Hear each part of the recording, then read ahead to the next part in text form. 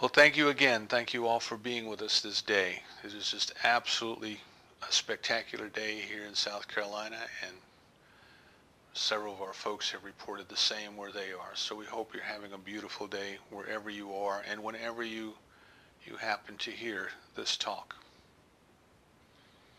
The title of the talk is Eight Simple Rules for Loving God, and it's kind of a tongue-in-cheek reference. I know some of you will remember the sitcom that John Ritter was in. It was the last show he was in before he passed. But it was kind of a tongue-in-cheek look at what it means to be the parent of a teenage daughter. Eight simple rules for dating my daughter. Any boy who wanted to come to the house to take his daughter, one of his daughters out, had to follow these eight simple rules. And of course, in the world of situation comedy and television, the rules are not as simple as they seemed. So this idea then that we can take things and we can boil them down into 8 or 10 or 3 or 4 simple statements is something that goes back actually a very long way. You know, we had the Eightfold Path in Buddhism. We had the Ten Commandments in Judaism in the Old Testament, and they were actually a boiled down version. There was some like 40 some odd commandments in the Mesopotamian culture that got boiled down to the Ten Commandments. They actually preceded Moses. If you go and do a little bit of research, you'll find them. But we want to talk about why it's important to boil things down to just a few things that we can do, you know, and to remember. And probably remembering was an important part of it. Remember that writing is a relatively new concept, mass production, the printing press. I'm talking about Gutenberg. I mean, we had scribes and we had scrolls for thousands of years, but the process of producing them was extremely labor intensive, and it was not cost effective for everybody to have their own scroll. And because there wasn't a great deal of reading material available, the general population did not read. You know, the priests, the rabbis, the educated amongst society, they were the ones who learned to read and write, and they pretty much told the rest of us, excuse me, what it is that they thought we needed to know. In fact, if you grew up in a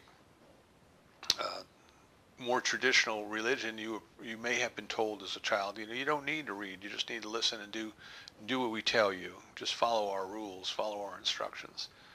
So the fact that people couldn't read nor write, but yet there was important things that they should know, the way that the teachers of old dealt with that was they boiled it down into something simple, something short, something that people would remember, 7 or 8 or 10, or, you know, things that they could keep track of.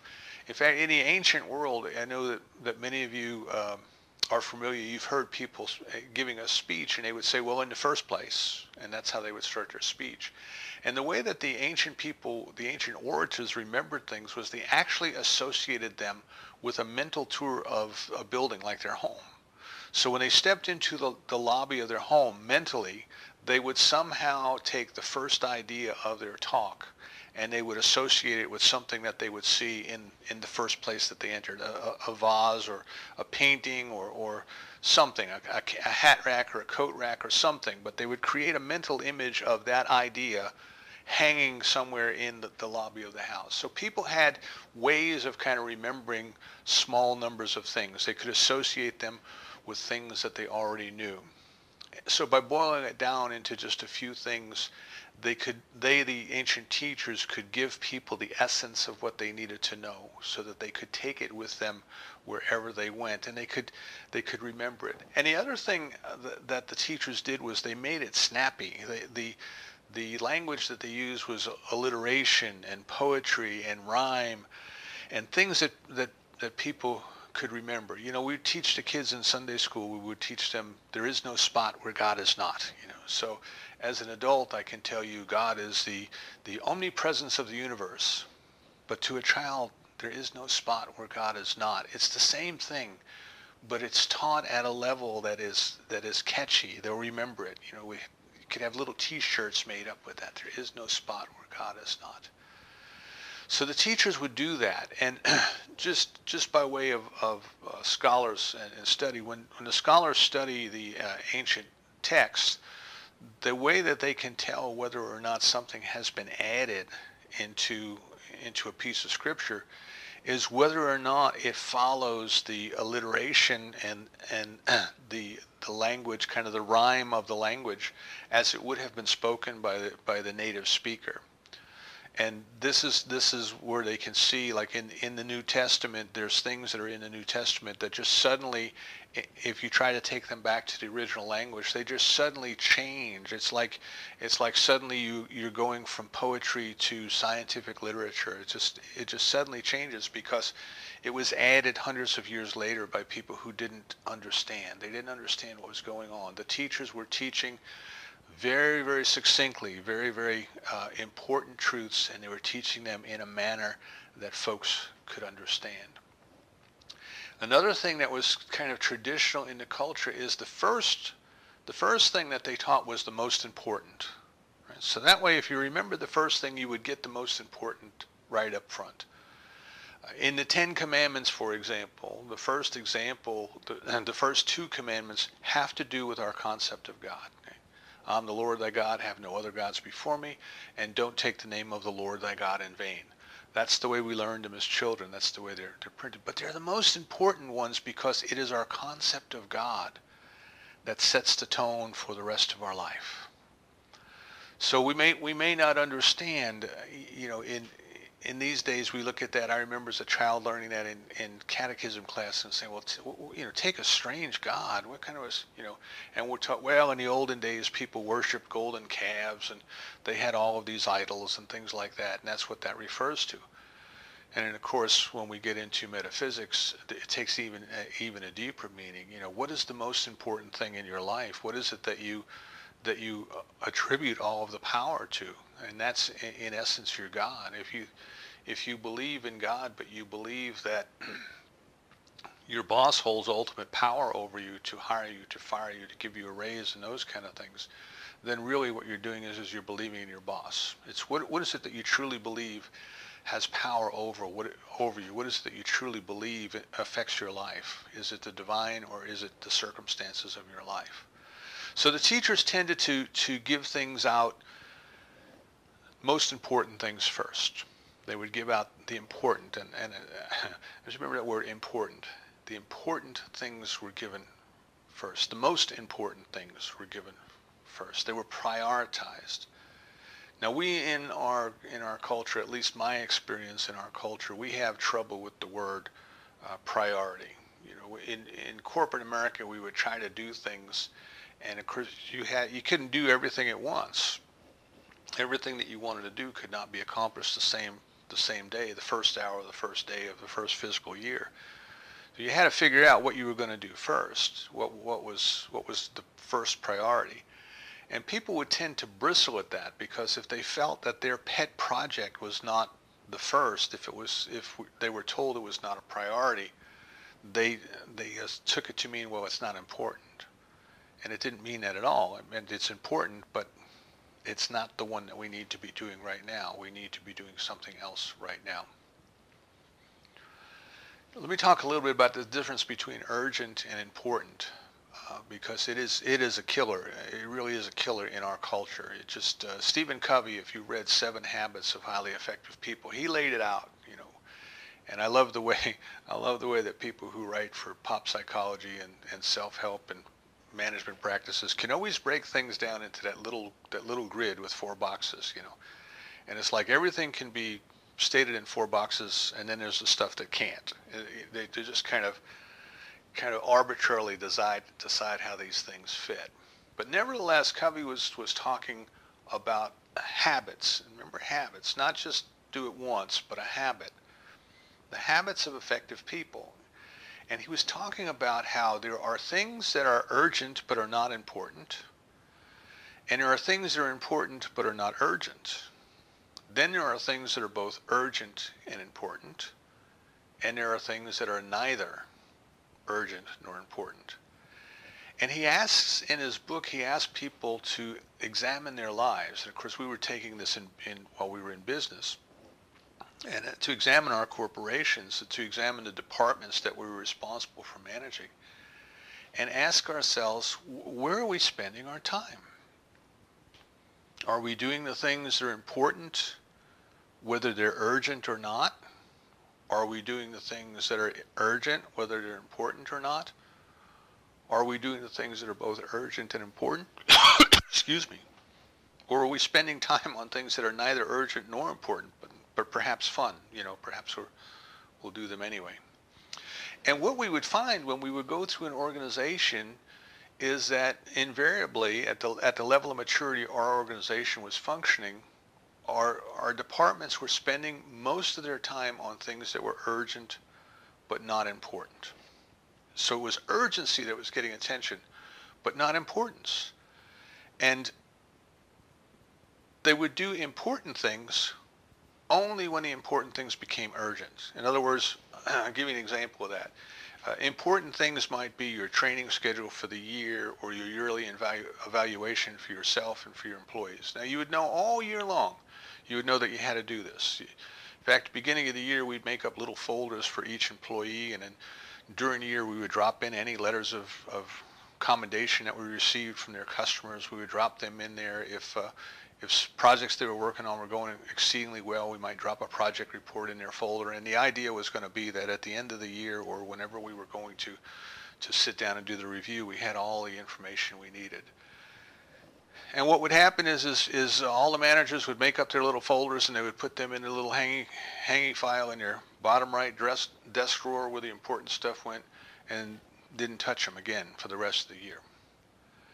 And then when it became annual review time, when we had to prepare our reviews of ourselves and our employees and then go present that information in front of our peers, the entire organization was in a shambles for about 2 weeks. None of the managers were available for anything because they were all doing the yearly evaluations. So doing the evaluations was important. It was extremely important work. But it wasn't until it became urgent that anybody really paid any attention to it. Now the flip side of that is that because people were prone to do that which was urgent and not important, if you wanted to get something done from another organization, what you had to do was to find a way to become a source of irritation to them, typically, to escalate, to go to their boss and somehow get your boss to ask them about whatever it was that you wanted done.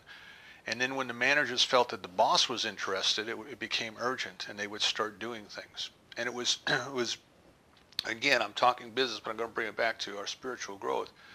It was completely disruptive because every year all the departments would get together, we would set our budgets, we would prioritize our projects from top to bottom through the year. And the idea was that we would go off and every department, one department would do the work, they would hand it off to another department, so engineering might design it and then they would give it to manufacturing, and manufacturing would make it, and then they would give it to installation, they would install it, those kind of things. And the idea was that all the silos were supposed to be in sync. And as soon as somebody felt that their project was not at the top of the list, they would start making waves. They would find ways to politically gain attention to their project. They might talk to the president at a conference or something and say, politically, I just can't understand why in the world my customer is not at the top of your list, yada, yada, that kind of stuff. And then sure enough, excuse me, all the priorities would get upside down. Each silo would be working to a different level. And then pretty soon everything became a crisis. Everything became urgent. Everybody was trying to reposition their pet projects. So we spent a lot of time working on that which was urgent, but which wasn't really important. We spent a lot of time when that which was important became urgent. We spent a lot of time on it. But yet when things were important, the organization was not working on them. And I became an executive coach at one point in my career, and I was coaching one of the new presidents of the organization, and he said, how in the world do we get people to do that which is important before it becomes urgent? He said, can I kind of escalate these things and make them urgent so they'll do them? And I said, no, you're defeating your own purpose by doing that. You're just teaching them to continue to do that which is escalated. And the answer is you have to build discipline. You have to build a habit. The the vice presidents and the presidents and all of the managers in the organization have to develop the habitual way, not just once, but the habitual way of identifying that which is important and doing it before it becomes urgent. And they must develop the ability to ignore that which is urgent but unimportant, and to ignore that which is neither urgent nor important but is pretty much a time waster as far as the organization was concerned.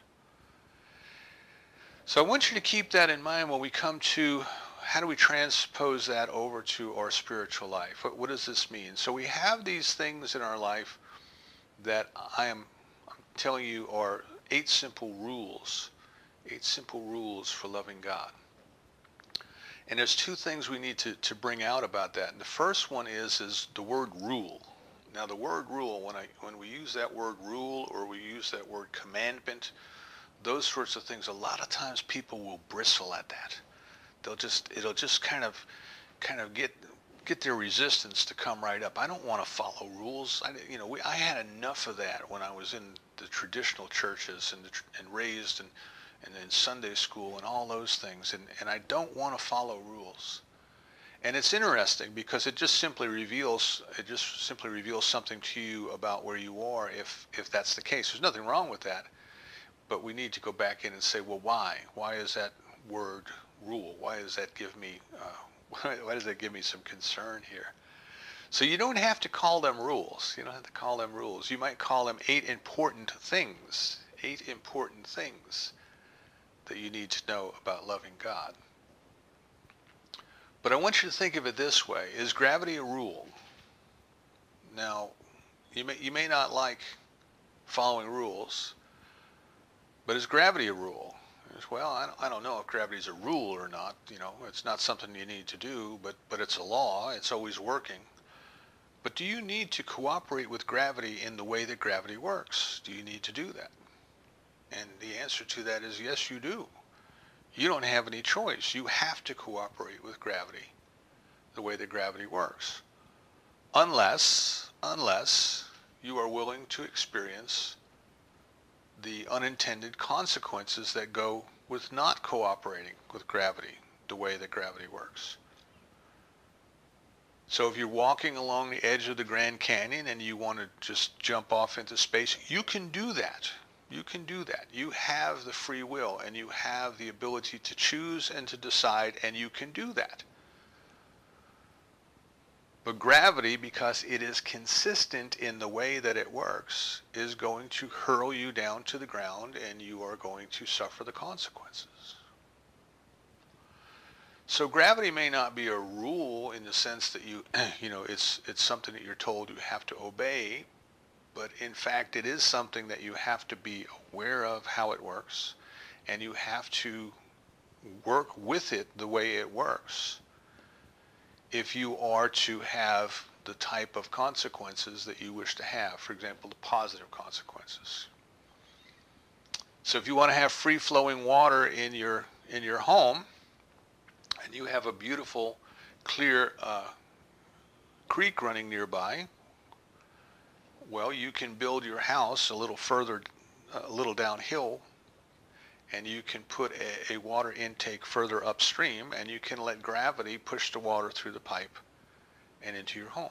You can get to have positive consequences. So if the word rule gives you any cause for concern, just think of it as 8 important things. But nevertheless, they're important things, and if you cooperate with them the way that they work, you get to have pleasant consequences, if we want to call it that. And if you don't, well, you're going to have unintended, unpleasant consequences. So whether we like it or not, these are very important things that have been passed down to us over the generations for thousands of years.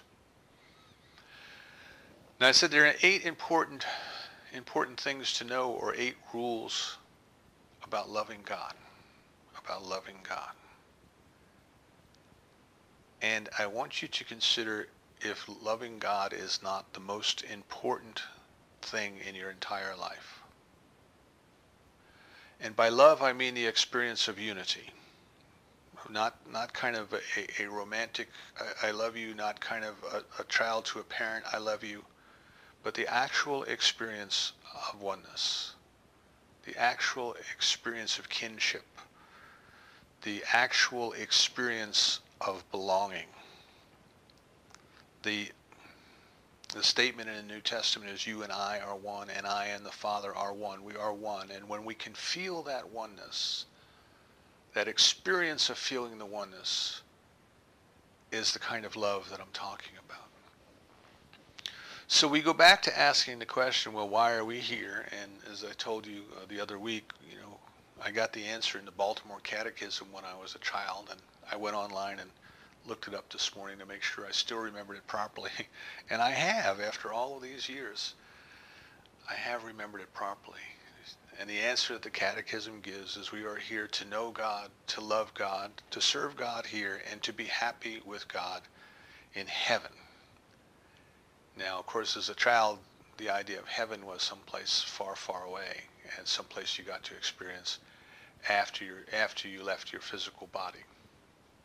We would say today, no, that heaven is the experience of the presence of God. That when Jesus preached the kingdom of heaven, he was preaching the experience of the presence of God here and now. And it's not a place that we go when we die. It is an experience that we can have now. And it is the ultimate experience. It is our very purpose for being. That the divine love has created us out of itself to love it, to experience our unity with it. That we have, as the Hindus might tell us, we have had ignorance heaped upon us, and we don't recognize the oneness. Or as Judaism and Christianity might put it, we left the garden. We were born into the experience of oneness, but we left the garden. Ideas of separation crept in. Ideas of an experience of good and evil crept in. And other people will say that, well, we left the garden purposely so that we could become unique. That it was a choice that the soul made to temporarily leave the oneness of the divine and then find its way back home, so that in the process it would develop its own uniqueness.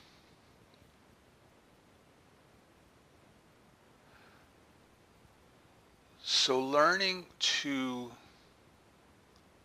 dissolve every and any barrier, any idea of separation in our consciousness and in all consciousness.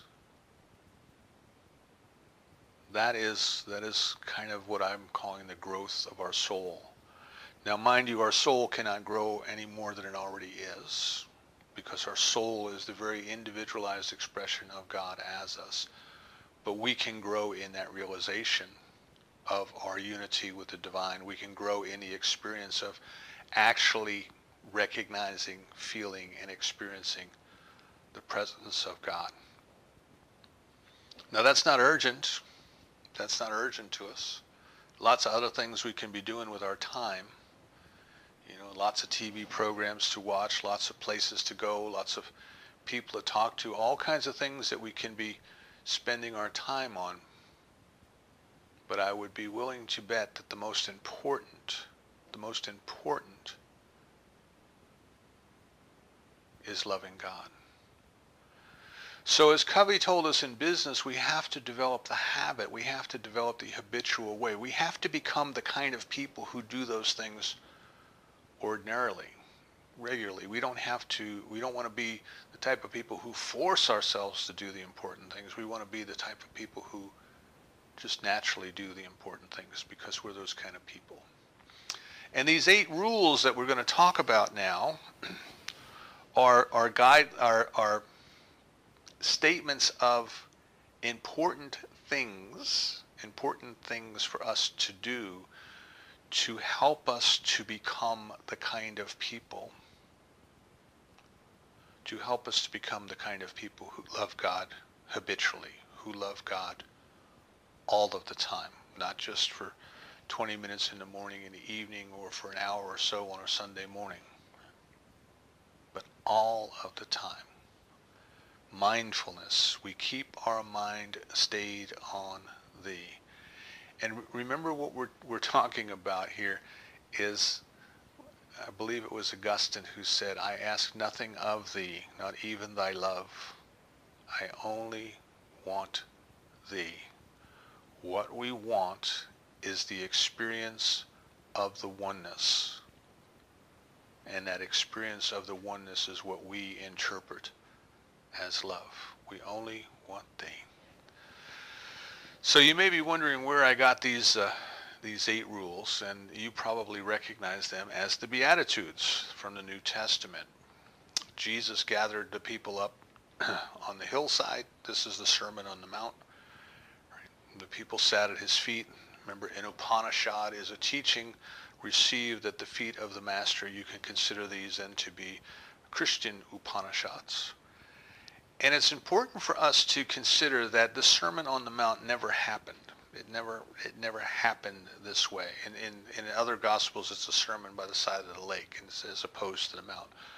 But what this is that this is the way that the Gospel writers took the essence of what Jesus taught and put it into a story format for us and for the people that would be instructed through the centuries, people who did not read, who did not write, but who would remember the story long after the story had been told.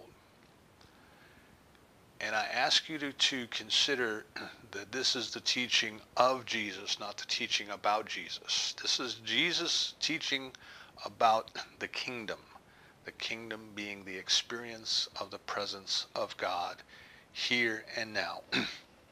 Remember the Gospel of Thomas, he says the kingdom is here and now on this earth, but men do not see it. People do not see it. The experience of the presence of God is what Jesus taught. Seek ye first the kingdom. Seek ye first the experience of the presence of God, and all other things will be added unto you.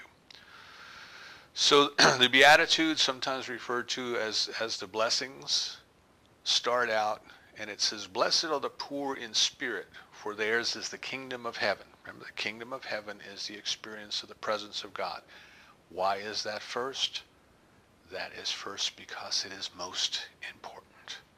It is most important. What is the most important thing we're trying to do? Experience the presence of God. Realize the kingdom of heaven. When are we going to do it? Now. It's kind of like the people marching with the signs. What do we want? Kingdom of heaven. When do we want it? Now. So Jesus is telling people this is important information.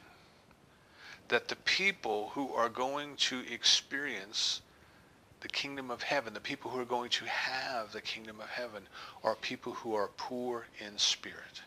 Poor in spirit. Now we don't understand that. We try to take it. First of all, it was given in another language. It was given several thousand years ago, and we don't understand what in the world does it mean to be poor in spirit. And this kind of goes back to the first couple of commandments where it says, don't have any strange gods. Don't have any strange gods. Don't have any strange ideas about what God is and how God works. And to be poor in spirit in this context means give up your preconceived notions. Give up your preconceived ideas that you know. Give up your preconceived ideas that God looks a certain way, speaks a certain language, dresses a certain way, or acts a certain way. Give that up. Emmett Fox, by the way, wrote this book that I'm working from today called The Sermon on the Mount, and it's an excellent book. I think everybody ought to have it. And just for those of you who remember our dear Mike Keene, Mike gave this to us. There's a little sticker in the front. This is from the library of Mike Keene. So Mike is with us this morning, still supporting us, I'm sure, still loving us as we go through this.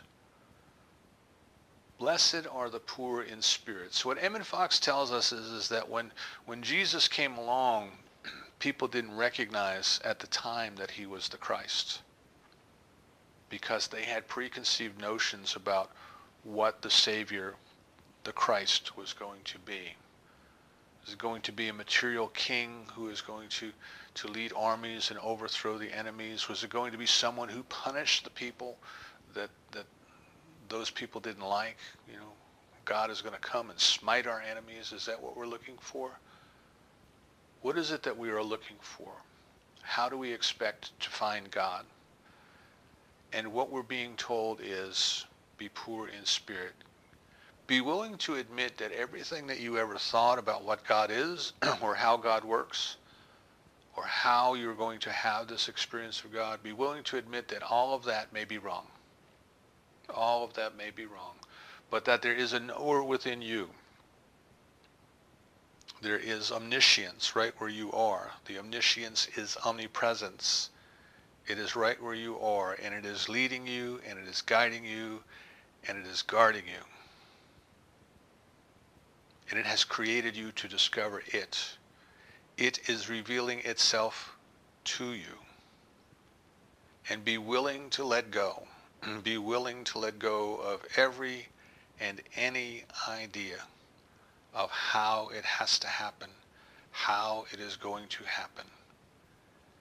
And instead be in your spiritual practice to be still and know. Be still. Give up your preconceived notions about if I do this and I do this and I do this, then it's going to happen. Give that up. Be still and know. That's the most important. If that's the only thing we take away from today's talk, to be poor in spirit, to be willing to release any dogma and creed that still clings to your consciousness, to be willing to let go of any old, outdated, preconceived notions of what God is and how God works, to be poor in spirit, and just simply let your prayer be that this very day, the love of God reveals the presence of God to me in the most appropriate way for me. Dr. Fox tells us that the only thing that changes human consciousness is prayer, and what prayer does is it allows us to have the experience of God. And that prayer might be in the form of an old-fashioned prayer, it might be in the form of a treatment, it might be in the form of meditation, or the highest form of all is contemplation.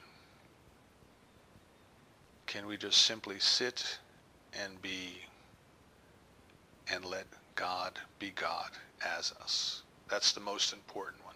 The second one is kind of curious because it says, blessed are they that mourn, for they shall be comforted. And we say, what in the world are we talking about here? Why are people mourning? Well, if you don't do what's important while it's important, the way that it becomes urgent is it becomes a problem in your life. So if you don't stop every day to recognize that the presence and the activity of God is flowing through your life as perfect health, that it is flowing through your bank accounts as perfect wealth, that it is flowing through your relationships as perfect love, that it is fulfilling itself in your activities as your perfect right work, right where you are, and it is feeding you through your perfect spiritual activity. We want to take time in our contemplation to recognize this, to experience this up front. And if we don't, what happens is we start to have problems. So this is why people go along, we go along, all of us do this, we go along, and all of a sudden we have a health challenge. And we have a health challenge, we think, oh my goodness, why did I have a health challenge? Then we want to go back and we want to recognize God as perfect health. And what we're told is, blessed are they who mourn, because at least they are reaching out. And at least they're now, even though they had to be poked in with a stick, if you will, not that God poked them, but they allowed themselves to be poked through their inattention, through not doing what was important. But now they've turned in the right direction. And they will be comforted, right? So as we turn, even if we're turning in our distress, we turn back to God, we'll be comforted. Now, the important thing here, remember, is we don't want to get sick and then use our spiritual practice and become well, and then stop doing our spiritual practice and become sick again, and so on and so on and so on, and just move our lives from one crisis to another. But what we want to do is we want to, if we've got that experience of illness, we want to turn our mind towards God and leave it there. And we don't want to constantly create a crisis. Next one, kind of interesting. Blessed are the meek, for they shall inherit the earth. And we don't understand meekness today. We don't understand what that is. And we look at the top 1% and say, what are they talking about? You know, only the richest and the most aggressive and the most arrogant people get the wealth. What are they talking about? Well, what they're talking about here, inherit the earth, means the ability to have your demonstrations, to be the ability to make your manifestations, the ability to consciously choose what you will have in your physical experience and to let it out picture. And the meekness means that we have to give up any idea that we are doing it, that we are the ones that are doing it. It is the power and it is the presence and it is the activity of God flowing through us that does it. I of my own self do nothing, but it is the Father within that does it. That's the meekness that we are talking about.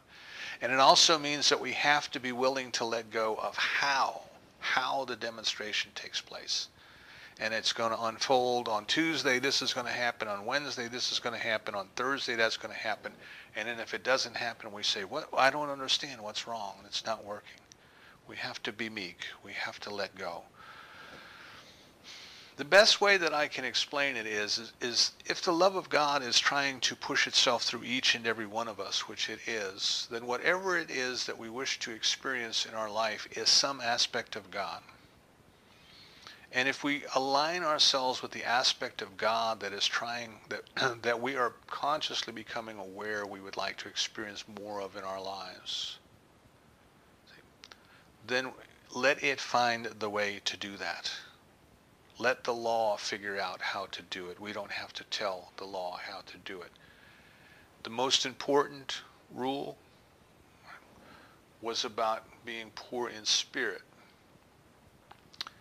and having the kingdom, which is the presence. So if the most important thing that we wish in our lives is to experience the presence of God, we have to be meek and know and trust and allow it to reveal itself to us in the manner that we are incapable of misunderstanding. Clearly, surely, precisely, it reveals itself to us now. And why does it do that?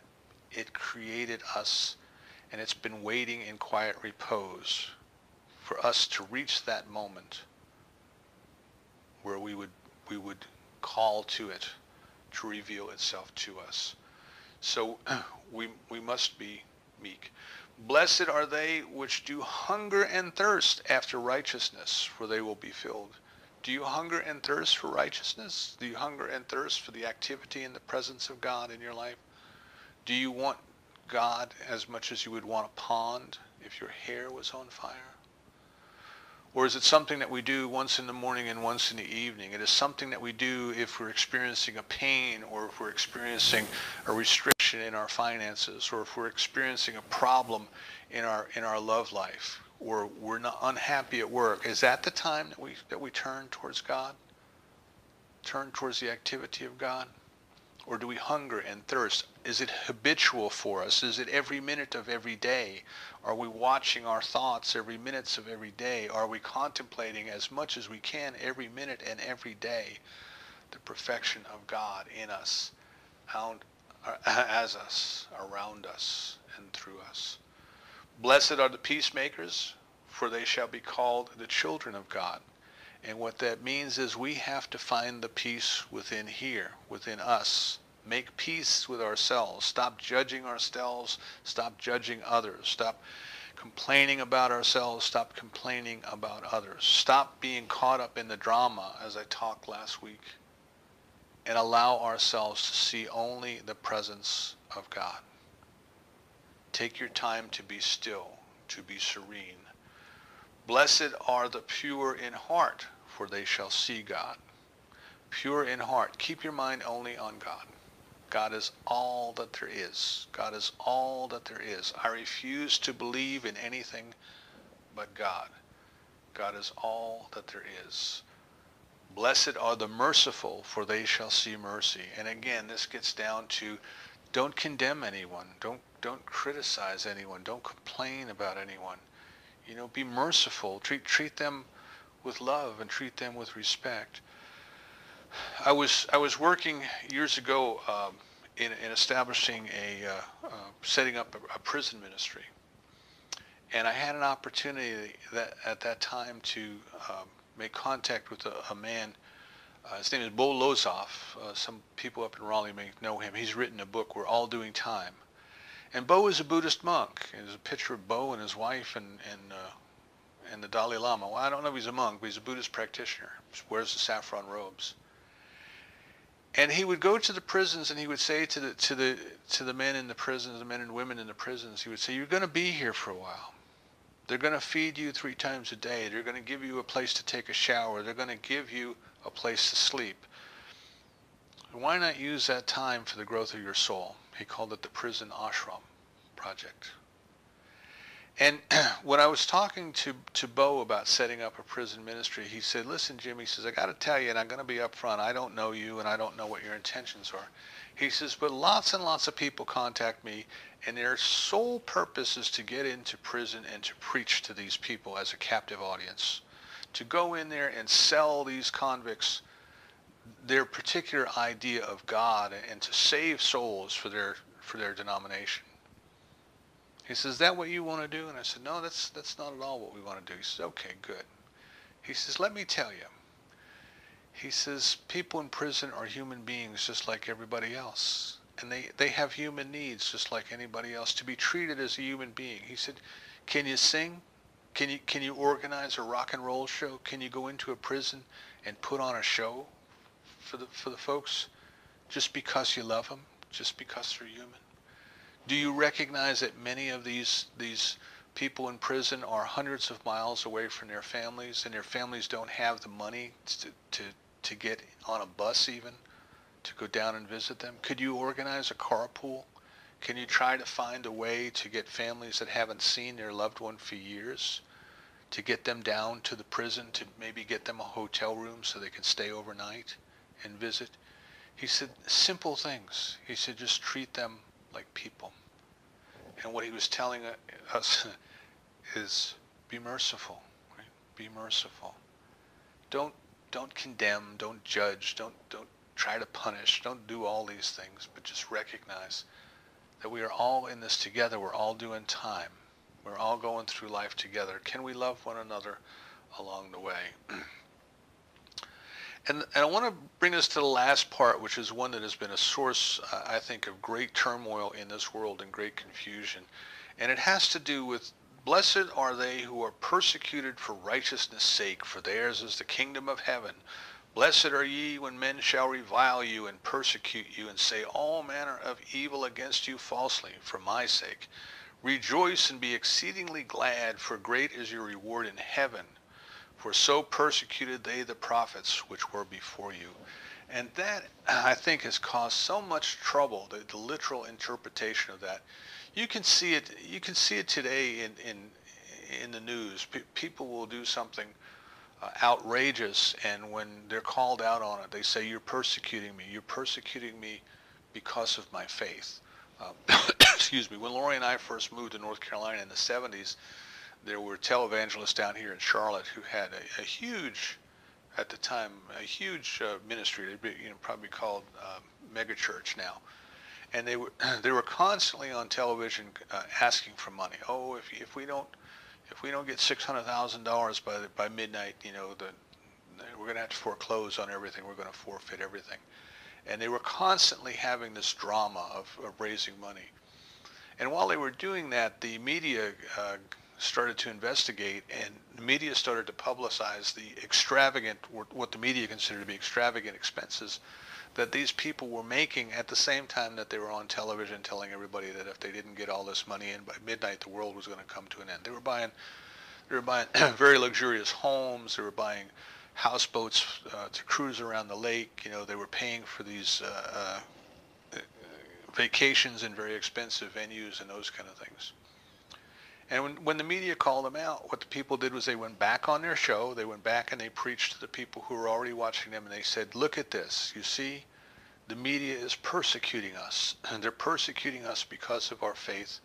That must mean that we're good people, because it says right here in the Bible that, blessed are you when you're persecuted for my sake. And that's a total abuse and misuse of the scripture. I think it's clear to see that.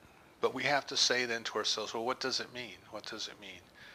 And it's beautiful what it means. It means that as we start to grow, as we start to get in touch with the presence of God within us, what happens is our old ideas, our old ways of believing, they put up a fuss. They struggle and they fight. If you've ever done affirmations, the way I teach affirmations is you write your affirmation across the top of a blank page. You then say your affirmation out loud and write down the first thing that comes to your mind. Don't judge it, don't analyze it, don't criticize it, just write it down. And what you'll find is as you start to do the affirmations and do that process, of course you repeat it until eventually nothing comes out of your pen. And when you go back and read your responses, what you're going to find is your own ego, your own inner voice putting up a fuss. So you say to yourself, I am a beautiful child of God, and your pen might say something. No, you're not. I am a beautiful child of God. Well, don't you wish? You get all this negative back talk that starts to flush out. Sometimes when we do treatment, there's a process called chemicalization, and what that means is that when you're treating for something, sometimes the condition actually gets worse. So somebody might be sick, and you start treating for them. Suddenly they get sicker. Somebody might be experiencing financial difficulties, and we treat for them, and it gets worse. And what is happening is the old ideas, the old entrenched habitual ways of thinking are being shaken loose. They're being shaken up, and they're putting up a resistance, and they're persecuting us. So it's blessed, because what it means is that our desire to change is having an effect. And I would tell people, when people would come to me and they would be frightened because of this response, because something seemed to get worse, I would say, good. We have movement. The old ways are putting up a struggle, but they wouldn't be putting up a struggle if they didn't feel threatened, and they wouldn't feel threatened if the treatment wasn't working. So blessed are you when you feel like things are falling apart, things are not going the way they should be going. That means that they are changing. And that's what that last rule, that last important bit of information means. So what we want to do is last week I talked about from level 3, from the mystical level, what is it like when we have completely died to the idea that we are human and we are living only as spiritual beings. And this week we might be saying, well, we're at level 2 again. We've kind of moved back and saying, how do you get from where you are to there? And these 8 simple guidelines, I want to call them guidelines, they're more important than that. These 8 simple rules, these 8 important practices, if you want to call them that, for loving God, this is the way. You can look at the Eightfold Path of Buddhism, and it is beautiful. You might consider this to be the Eightfold Path of Christianity. This is the way. Give up your sense of Give up your sense of it has to be the way that you expect it to be. Make loving God, experiencing the presence of God, make that the top priority in your life. Stop wasting time doing the things that are urgent but are unimportant. And bring your attention back around to the most important thing that you have to do. And do it. Make it a habit. Set your mind on God every minute of every day. When you eyes wake up in the morning, say, oh, I'm alive. I'm still here. I have precious human life. And today I don't waste it. I use it for the purpose of developing a deeper realization of the presence of God. Follow these 8 steps as faithfully as you can. Print them out. Go on the internet and print them out, and then post them somewhere or several places where you're going to see them. Put them by your computer. You put them on your refrigerator. Tape them to the mirror in the bathroom. Put them someplace where you'll be constantly reminded.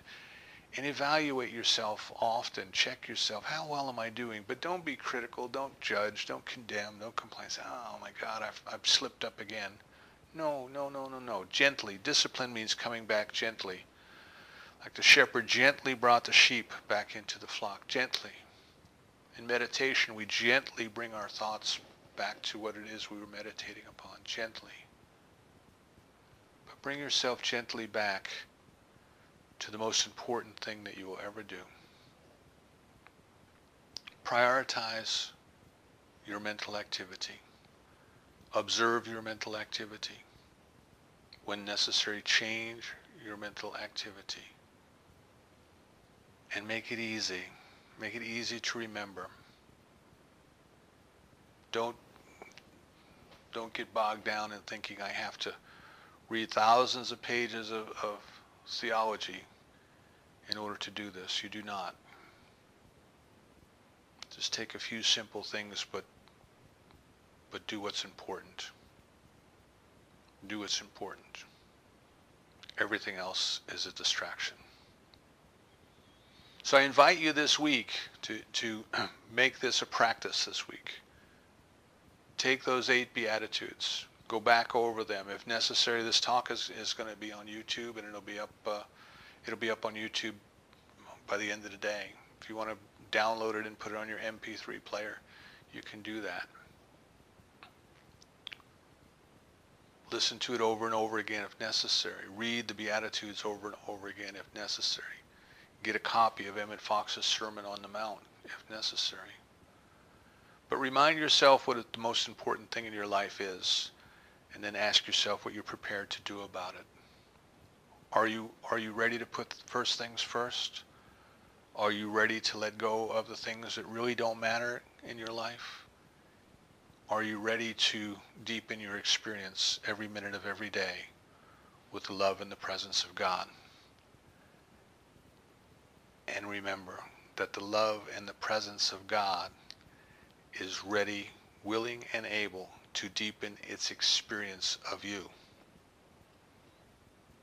It's just waiting for you to accept. So let's declare today that we do accept, and so it is.